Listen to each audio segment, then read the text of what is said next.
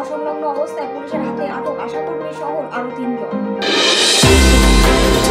ছোট্ট পার্বত্য ত্রিপুরার রাজধানী আগরতলা সহ ত্রিপুরা বিভিন্ন জায়গায় ভাড়া বাড়ি করে মধু চক্র চালাচ্ছে একাংশ মধুমক্ষীরা। সামাজিক মাধ্যম কিংবা অন্য কোনো সূত্র থেকে খদ্দের ধরে এনে মধু চক্রের আসর জমিয়ে সুন্দর পরিবেশ নষ্ট করছে মধুমক্ষীরা।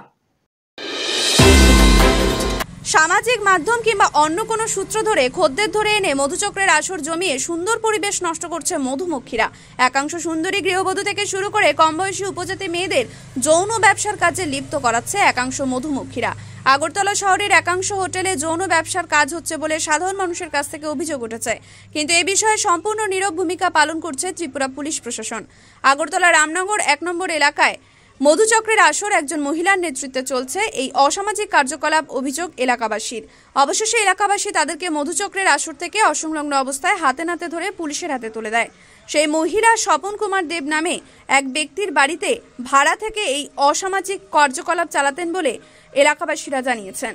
এই যৌন ব্যবসার কাজে জড়িত আশাকর্মী সহ আরও 3 জন। Bureau report, XTV Bangla. করছে তারা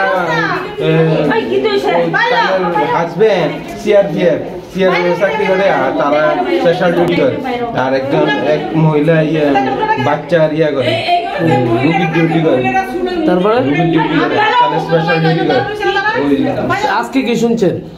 আজকে তো কিছু শুনছি না। আজকে তো ঘটনাটা কি হয়েছে, অ্যাকচুয়ালি আমাদের কাছে 3-4 দিন ধরে একটা খবর ছিল এখানে একটা অসামাজিক কাজ হচ্ছে, ঠিক আছে।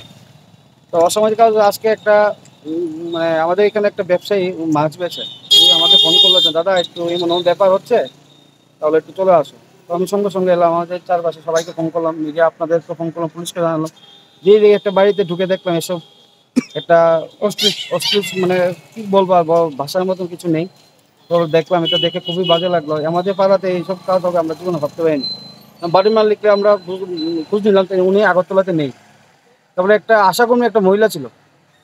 তো এসব তো করাটা ঠিক না। আমাদের এখানে আমাদের এটা আমাদের পাড়া ক্লাব থেকে আমরা এটা সবসময় আমরা একটা জোরদার পরিকল্পনা নেশামুক্ত ত্রিপুরা যেহেতু মুখ্যমন্ত্রী ডাক দিয়েছে, ওটার কাজ করছে। আমরা এখানে চুরি হচ্ছে, এসব কাজ হচ্ছে, তার জন্য আমরা নিজেরই সবাই আমরা অ্যাক্টিভ আছি। আমরা এই ওয়ার্ডে এখানে হচ্ছে আপনাদের দেখুন, আমাদের মেয়রের ওয়ার্ড, আমাদের ওয়ার্ডে এসব কাজ হয় তাহলে কিভাবে হয়? আসলে কি তারা কি এখানে মধুচক্রে কোনো